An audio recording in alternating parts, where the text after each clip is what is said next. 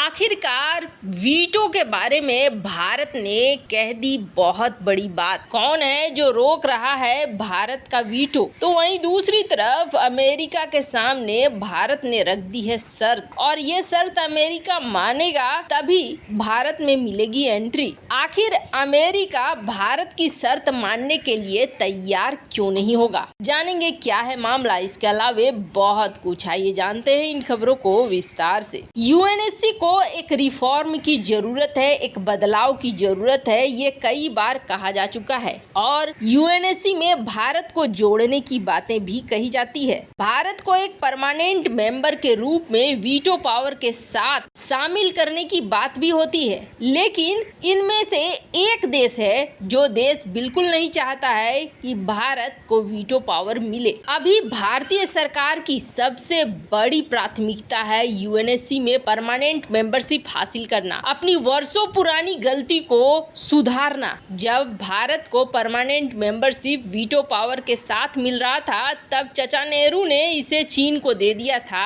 हिंदी चीनी भाई भाई का नारा देकर, और उसकी सजा हम अब तक भुगत रहे हैं। आज उसी सीट के लिए भारत को फाइट करना पड़ रहा है। और अभी हाल ही में आपको याद होगा बिलावल भुट्टो का वो बयान, जिसमें बिलावल भुट्टो ने कहा कि भारत को यूएनएससी का परमानेंट मेंबर बना ही दिया जाता अगर पाकिस्तान ने रोका नहीं होता तो। हालांकि उनकी बात में कोई खास सच्चाई देखने को मिली नहीं। पाकिस्तान ने तो ये भी कह दिया कि हमें परमानेंट मेंबरशिप मिल रही थी पर हमने रिजेक्ट कर दिया। अब कहा जाता है डिप्लोमेटिक वर्ल्ड में इतनी बड़ी पोजीशन पे बैठे शख्स इस तरह की ऊटपटांग बातें कैसे कर सकते हैं, पर पाकिस्तान का कोई भरोसा नहीं है। वहाँ कुर्सी पर बैठने वाला हर दूसरा तीसरा शख्स ऐसा ही होता है, इसलिए वो विदेश मंत्री हो, प्रधानमंत्री हो या राष्ट्रपति हो, उनके मुंह से हमेशा ऐसी ही बातें निकलेंगी जिसे हम ऊट पटांग की श्रेणी में रखते हैं। पर यह बहुत बड़ी सच्चाई है कि भारत काफी लंबे अरसे से यूएनएससी में परमानेंट मेंबरशिप और वीटो पावर के साथ चाहता है। 5 देश हैं जो ये तो चाहते हैं कि चलो यूएन का विस्तार होना चाहिए, लेकिन इन 5 देशों में से सच्चाई ये है कि कोई भी नहीं चाहता है कि किसी छठे देश को वीटो पावर मिले। ये मजबूरी है कि इन 5 देशों को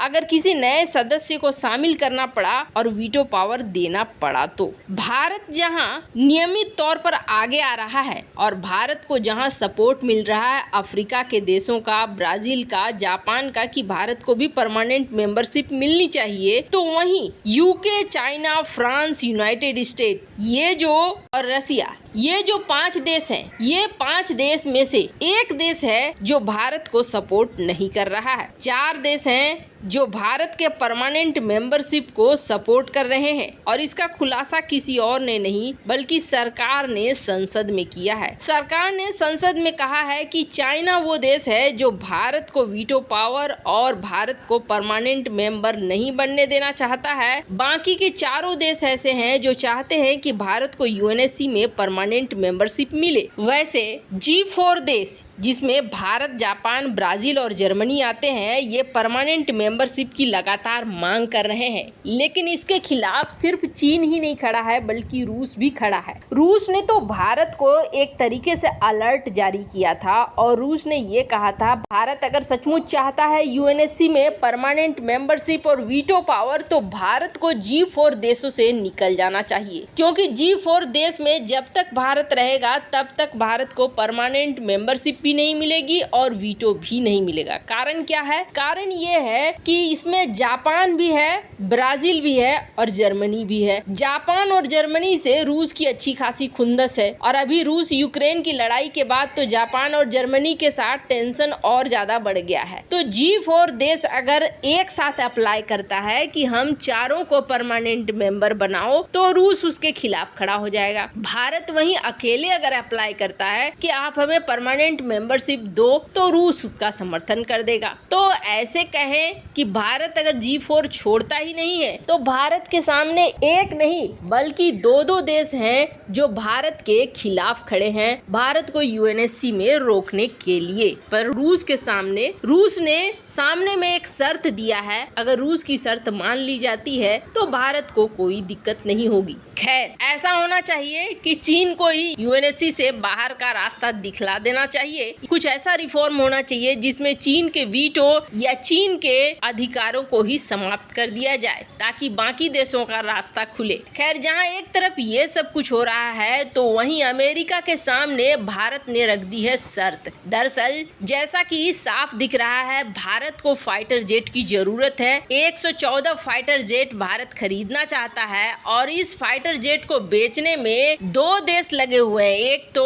अमेरिका और एक फ्रांस। दोनों ही आमने सामने हैं, दोनों इस बड़ी डील को हासिल करना चाहते हैं और इस बड़ी डील को हासिल करने के लिए दोनों ने जी जान लगा दिया है। जहां राफेल एम भारत आया, भारत के एयरक्राफ्ट कैरियर में उसने अपना शक्ति प्रदर्शन किया और दिखलाया कि ये भारत एयरक्राफ्ट कैरियर के लिए पूरी तरीके से भारत के एयरक्राफ्ट कैरियर के लिए बिल्कुल सही है। तो वहीं दूसरी तरफ अमेरिका अपने F-18 सुपर हॉर्नेट विमानों को लेकर आया है और अमेरिका ने भी दिखलाया कि वो राफेल से ज्यादा बेहतर है। अब कारण क्या है? F-18 हॉर्नेट वैसे ज्यादा बाजी मार ले रहा है, इसके पीछे बड़ा कारण है। बड़ा कारण ये है कि F-18 हॉर्नेट में अपने विंग्स को समेटने की क्षमता है, यानी इसके विंग्स, इनके पंख फोल्ड किए जा सकते हैं, लेकिन राफेल एम में फोल्ड नहीं किए जा सकते हैं। अब फोल्ड किए जाने की वजह से ज्यादा विमान एयरक्राफ्ट कैरियर में आएंगे। यही वजह है कि F-18 को लेकर भारत सरकार भी चाह रही है कि इस डील को क्रैक किया जाए, फाइनल किया जाए और विमानों का ऑर्डर दिया जाए। लेकिन भारत इस जगह पे